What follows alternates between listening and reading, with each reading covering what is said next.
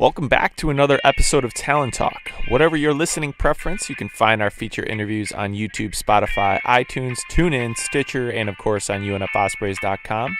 Don't miss our chats with student athletes, coaches, alumni, and Ospreys in the pros. Now, let's get to today's episode. Welcome back. It's edition number 55 of Talon Talk. Special guest today is head women's tennis coach Catherine Dunagan. Thanks for being on. Thank you for having me, Brock. I'm super excited to share a little bit about our season, and past 2 years being here at UNF has been a lot of fun. So thank you for your time, and I look forward to talking with you all more. Yeah, so it was a special year for you. You're no stranger to coaching in tennis, but it was your first full year at UNF after last year's shortened season. Just go into what it was like to coach this year. Well, besides our players having to stick a Q-tip up their nose every other day, it seems like that was probably the most challenging. I think a lot of people can attest to that. It's just emotionally draining when you're always waiting on results. So I am super proud of our team for being patient and handling all that emotionally. You never know if you're going to be the one positive. You don't want to be, your fault if the team shuts down. Our team handled the season very well with not going in large groups. And I think they just, last year being cut off with such a great start to our season was, they had a mission. And so they all took it really seriously, which I'm really grateful for. I think, one of the tougher things was not having a fall season. Fall is where we get to learn, our new players coming in and have a lot of development, and get to watch our players compete and help coach them and develop them and then prepare them for the season. And so that obviously we trained, but we didn't get to be on court with them competing. So that was a slow process that we kind of worked through as a team throughout the season, which was a little bit different than a lot different than years past. So that's where we just had to kind of stay the course with our process, oriented goals, and after discouraging losses and stuff. But yeah, they handled it well, and I'm just super proud of the girls for everything they did to help us reach our goals. What was the key for you guys to stay disciplined with all those new demands? Obviously, you have to be disciplined as a student athlete to begin with, and especially in a sport like tennis that can wear you down physically. What was the key to be disciplined to, do the right things and to remain healthy during this COVID year? I think starting out 10-1 last year, we saw what we were capable of, and we didn't get to finish. And that locker room talk was probably one of the toughest talks that I've ever had to have, shutting down the season and being done. Our seniors thought that was it. Lots of tears were shed, but they saw what we were capable of. And so I think, throughout the summer, with all the internationals, it just depended on what country they went home to. Quarantine was really tough, I think, emotionally and on mental health. And some people couldn't leave their rooms for, weeks at a time. It just depended on what country, but most of the international countries were on complete lockdown. Cops roaming the highway, the roads, making sure you weren't out. And so we just went through a book together as a team, and it was not tennis related, but just basically building our relationship with each other. So that was kind of our only thing, and we did it through Zoom. And so with that, I think they grew in their relationships with each other and built a very strong culture on trust, and then also had our goals in mind, because our seniors decided to come back for grad school, cons and lieu, and that was awesome, very exciting. And so they came back with big goals, and I think all of them just had a sense of discipline to meet them. And I think they all wanted to do it for each other. And that was the difference maker all the way through the end with competing, is they were competing for a bigger purpose than just themselves. And I think when that happens, um, you push harder and you work harder and you sacrifice more. And it took a lot of sacrifice from each player, and they did a phenomenal job. And so props to them for just taking it as serious as they did. Yeah. I mean, a lot of flashbacks, honestly, are coming back to me to remember kind of that period of not really being able to leave your house or, whatnot. And it's crazy that a year has transpired since then.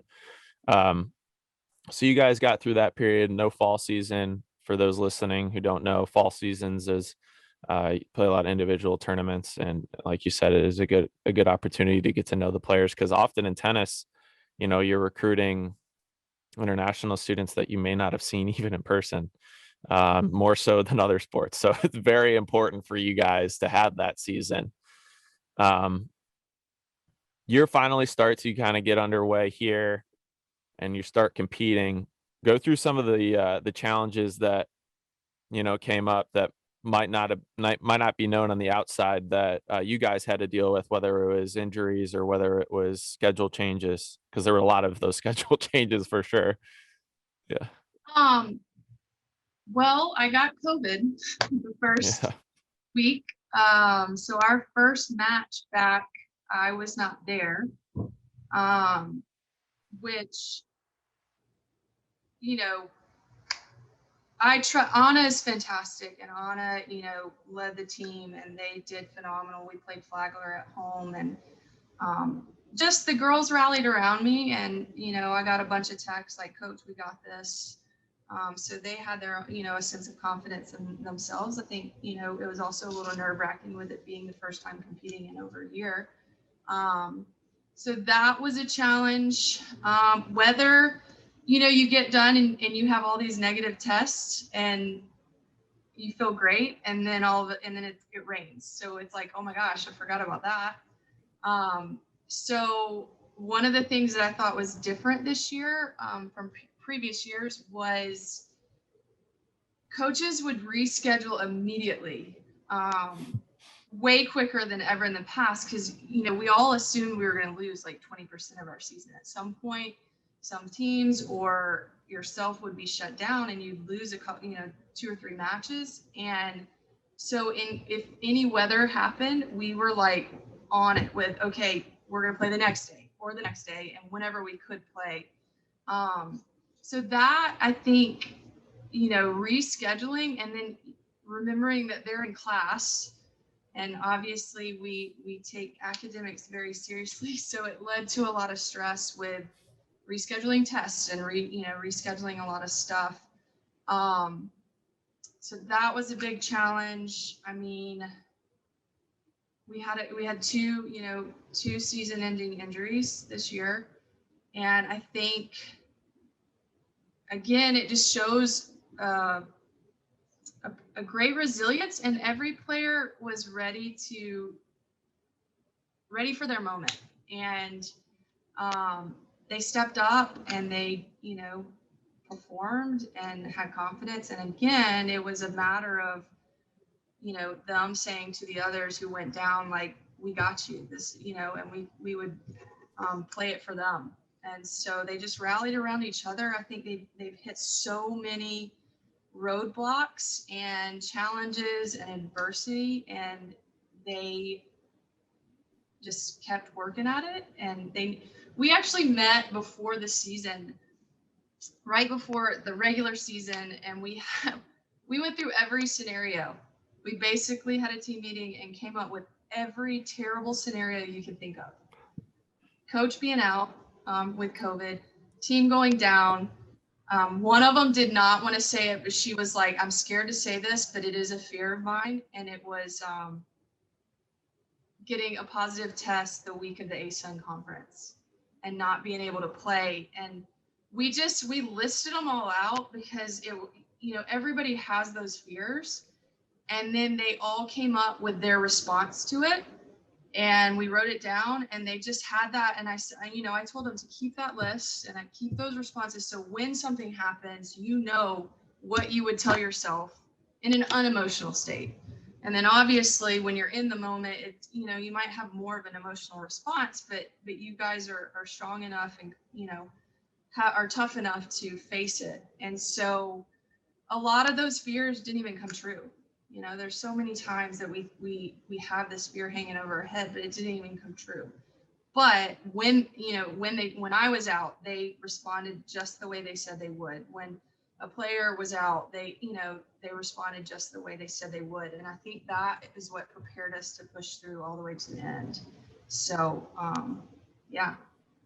Contingency plans were brought to full fruition for everybody, it seems like, this year, and a lot of self-talk and a lot of planning ahead and forecasting for coaches, for players, staff, everything. It really came true this year.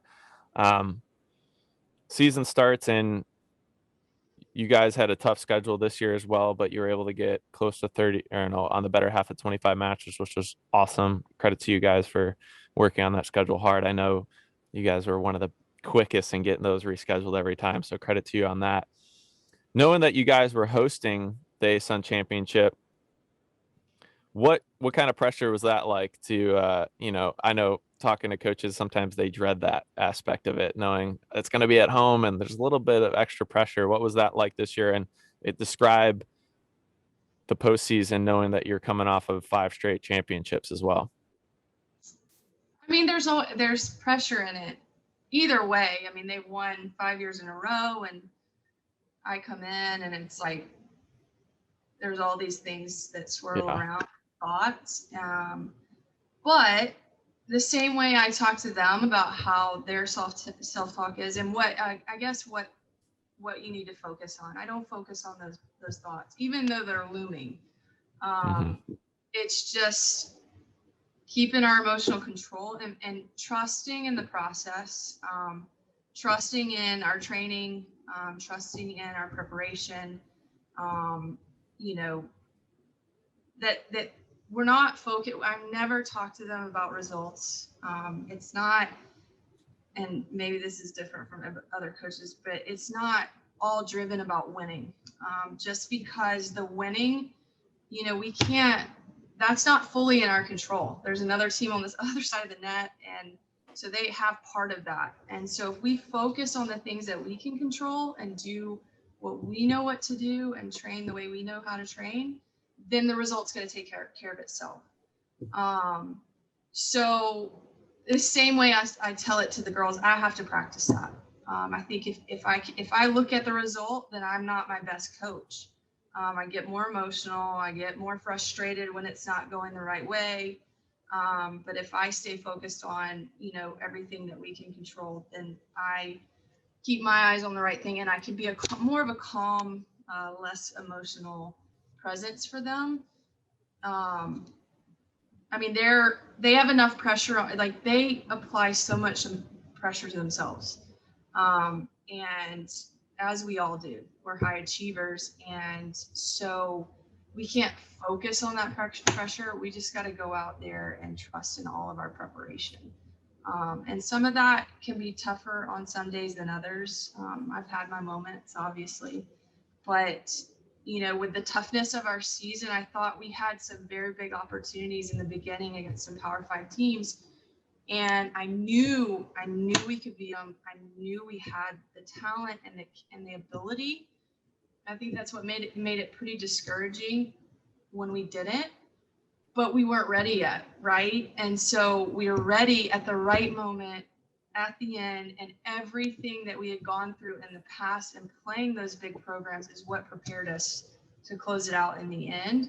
And I would take that any day. It's part of the journey and part of the process of learning and building your confidence. And so, their resilience, it made them tougher on the day that it mattered in the NCAAs, and that's what counts. So. Yeah, that was awesome to see. And it was awesome, how you guys pulled through against FGCU as well. There's a great rivalry between UNF and FGCU, women's tennis, men's tennis as well. Um, so you can see the final score of that championship win in the ASUN, but there was also that rain delay. That What was that moment like when the rain was coming? You guys were nearing a win, but you had a couple courts that you had a shot at, but you didn't have quite enough time to finish it. How did you guys stay focused in that moment, if you can reflect on that championship day? Okay, so I was down on Annabelle's court, and she had 2 match points to close it out, and it starts sprinkling a little bit, and she plays this long match point, and she dove for the ball. So she runs up to the net to go get a drop shot and like reached out and dove and rolled, and I was like, oh my gosh, like she's hurting. Wow. And so I get up and I just try to move on and get her to focus on the next point, because I was like, if she starts thinking about what just happened, I don't know what's going to happen. And she just bounced back up. So then she goes to play the second match point, and it starts pouring. And in the middle, like they've already served, so it's in the middle of this point, and she just plays it out. I mean, it had to have been a 20-ball rally, and she won it. And so when she won it, that puts us up, 3-2? Mm-hmm. And then we go into the rain delay. And I think that was a huge for our momentum, huge for her to close it out. Obviously, if that goes the opposite way, it goes to deuce, and then we have a rain delay. So we just hung out and just relaxed. I talked to Cons and Ballet a little bit just to prepare them, but we came out. I think we also had to switch courts, and sometimes we can be a little superstitious, but because the first 2 courts dry faster, and our grounds crew was amazing that day. They got us back on the court super fast. And I think Ballet went down 1-3, 40 love, I believe. And Cons was up 2-0, goes down 2-3. And it was like, oh my gosh, like the momentum completely shifted. And I was sitting over here on Cons' court. Anna was on Ballet's court. And I saw Ballet looking over at Anna, and I saw Cons, and it was like you just felt the momentum completely shift. We were a little nervous, obviously, rightfully so. And Ballet battles back in that game. If she loses a point, it goes down 1-4. And that's a huge difference. And she battles back, and when she wins that game, just erupts. And the crowd erupted, the people that stayed and cheered, and then you felt the whole wave go back to us. And that Ballet just battling, doing whatever it took in that moment, it shifted the momentum in the whole match. And then Cons and Ballet kept having some eye contact and cheering for each other and just saying, you got this. And we just, again, in tennis is so mental, like the emotions go up and down, and it's just about staying the course and being able to trust yourself no matter what the emotions say. And whoever does that on game day is going to typically come out on top, because of, if you ride the waves and you keep going up and down and you're not steady, then you can have some high highs but super low lows. And what happened is we just stayed the course and closed it out there in the end. Valley went up, and then Cons closed it out, which was really cool, because there had been a match that was on the line with FAU, and Cons did not close it out. And so we had that happen twice this season. Nini, it happened to her. She lost a 4-3, and it came down to her court. She did not close it out. And then it came down to her when we went back and played FAU, and she closed it out. And then the same thing happened with Cons, and then she came back and closed it out in the championship. And it's great to see seniors out there competing. It was a great for our team, and just great for them to end that way. And tennis is it can be so strange how you don't know going into any given match if you're going to be the one to finish last or second to last or whatever it is. And it kind of, the pressure is weighted according to your finish. And, I'm sure that just having the experience with, Cons, Zavale, Lucia, they've been through it. They've been in these moments. It was calming for them to, because it's not easy to deal with a weather a weather shift like that at home, and it may or may not be your final match ever, and that's a lot to think about. Probably if you ask them, they didn't think about that in the moment. They were just there, but very exciting to win it. What was that moment like for you, to get that championship, you know, being able to claim one here at UNF, and what was that feeling like for you? I just excitement, tears. I mean, is it? I don't know. Like it's my first one as a head coach. Just to watch all like we spoke about it on the range delay, but also like every match, it was like, and we spoke about it at the NCAA's, like everything that you've been through has prepared you for this moment, and they trusted that.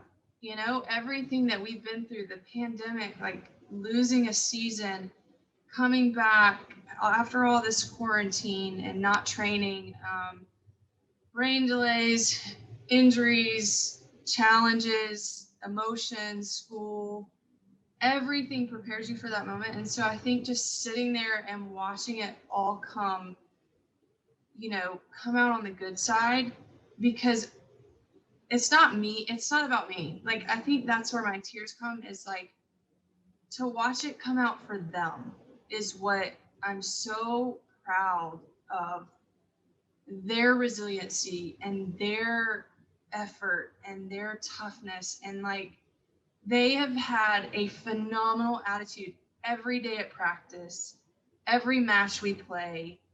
I mean, and that, I mean, they get to reap the benefits of that. They brought home the victory because the racket's in their hands, and it's their confidence that it just is a reward for all of their work that they've put in. And I think that's what it blesses me and gives me so much joy to see that in them. And, they get to go back and tell their parents and celebrate with them. They get to celebrate with each other and just be proud of their collegiate experience for our seniors. And just watching all that come to fruition there at the end was like, it's just incredible. And and it got more incredible. Yeah. Yeah, so the buck didn't stop there. You kept going. You had the positioning in Atlanta. You went to Georgia Tech and you got to face Ole Miss, who was also ranked, and that was another exciting one. What was that day like for you? Why was that day special in getting that 4-3 win? What was the it factor that you saw the team possess? We went out in doubles and we were so nervous. We played well. We were playing well at one, but we were so nervous.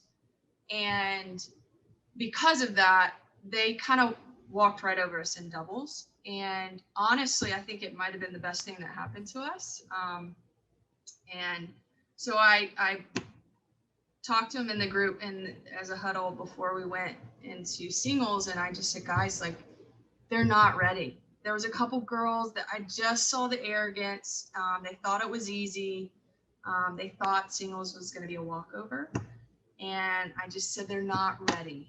And I want you to give everything until the very end. And no matter what, if you're just trying to run and get a racket ball on the ball, like you're going to run down every ball and fight to the very end. So then we come out and we lose 5 of 6 first sets. So then it was like, okay, all right, stay the course. The funny thing is randomly, I don't know why, but their $1 million scoreboard it was malfunctioning. So we didn't have the scoreboard, and I think that helped us because we weren't looking around. You couldn't tell what the scores were on either court. And so it helped us just to focus on our individual court. So we lose 5 of 6 first sets. Valley wins to even it out. She played phenomenal. And I was on the end with Lou, Catherine, and Cons. And so then Lou comes back, and what happened, Lou and Cons won their second set right about the same time. And our fans, we had several fans from the Atlanta area. I have a lot of family there. And then our people that were not playing were super uber loud. And our fans erupted. And it was like, that's a set on one. And Yeah. when that happened, like I get chills about it every time I talk about it. When that happened, this wave of energy, I mean, the momentum completely shifted again. And you just felt it. And everybody on our team felt it. And it was like, all right, let's go. And so at that point, I guess Summer had lost, and then Catherine loses, and then AB wins her second set. And so you have these three, and it literally, you could tell, like the coaches stand up and walk around, and you could just sense it. And they were getting that, and they got very quiet. I had a coach who was there watching, just supporting, and he said, you could tell UNF was playing for a bigger purpose, like more than just, it wasn't about each individual court. It was, we were playing together and, you know, cheering for each other and just had a bigger purpose. And then it happened really fast. I mean, Lou clinch, Cons clinch, and then we run down, and AB, when we went down there, it was probably 3-2 in the third, and just took it one point at a time and was very steady. And I just, she clinched it. Everybody ran. It was awesome. I mean, again, like sometimes like you motivate and you talk in your huddles, and you say things and tell them to trust their preparation, and tell them that everything has prepared them for this moment. But then again, to see it play out and to see them trust that to the very end and believe in themselves to complete it was a tremendous thing. And AB again had lost a really tough match this year. She didn't have very many losses, but one that was a big one that she didn't close it out and was really upset with herself. And so to watch her clinch was incredible. And then we made history. And a bright future for her as well to do that as a freshman. And I'm sure it feels great to know that she's built that confidence this year, and really can't beat that. You can't beat having a year like that, running the table on the ASUN, and then being prepped for your future. Your teammates have your respect and everything. So that, I'm sure as a coach, that was awesome to see her growth that first year. She was the cool thing about her is, so she's a freshman and missed all the fall training, and she was not playing in the beginning of the year. She wasn't in the lineup and just wasn't quite ready, but she came into my office and we had a big talk about, what do I need to do? Like, what do I need to do to get better? And it wasn't always like, what do I need to do to claim my spot in the lineup? It was, what do I need to do to get better? And we just talked about her identity as a player, and look at what happened. I mean, she just kept working. She kept her head down, had a great attitude, kept pressing forward. And then look at, again, her hard work paying off. I mean, that was just a treat to watch and be a part of. And she is a great human being, hard worker, great attitude, just a great for our team culture that we get, 3 more years with, which is awesome.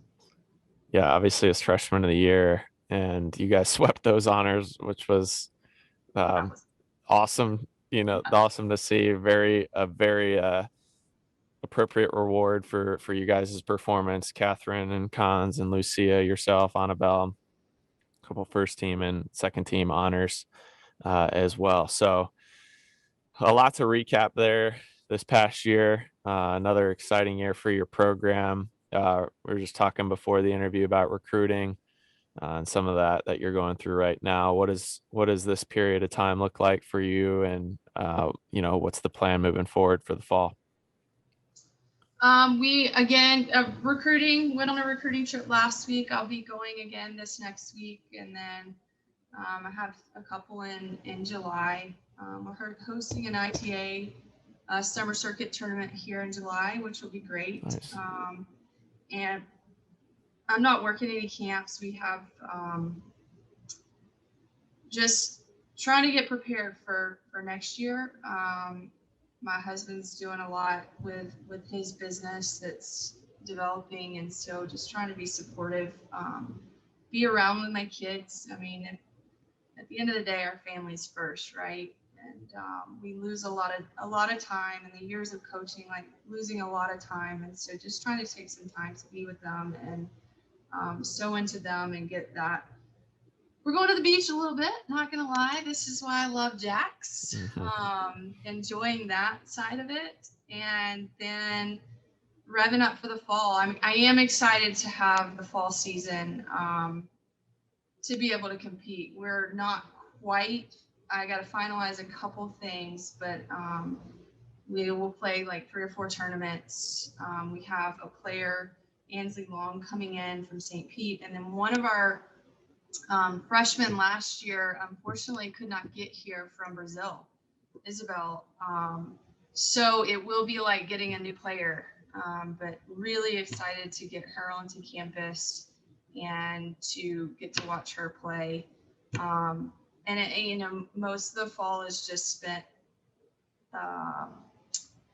sewing into the culture of our program and what we're about, and then that's what prepares us for the spring. And so it'll be fun. We are certainly going to miss the 4 ladies that will not be returning. That's a big hit for us. But